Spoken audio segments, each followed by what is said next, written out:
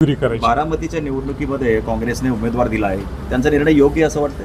नाही, माझी मनापासून हीच भावना आहे आणि मी स्वतः ट्विटसुद्धा करणार आहे, स्वतः माझं पेजवर पोस्टसुद्धा करणार आहे की ही इलेक्शन ही खऱ्या अर्थाने बिनविरोध व्हायला पाहिजे.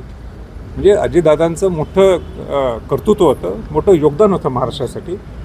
जे कोण काही लोक काही म्हणत असतील ते योगदान होतं का? 100% योगदान होतं. कर्तृत्व होतं का? निश्चित होतं. आणि अशावेळी ते वारलेत, अशावेळी काय इलेक्शन लढवावे? पुढच्या एकदा ही 5 वर्ष जे आपले संपतील ते इलेक्शन ते कोणी उभारलं तर त्याच्या विरोधात उभं राहावं.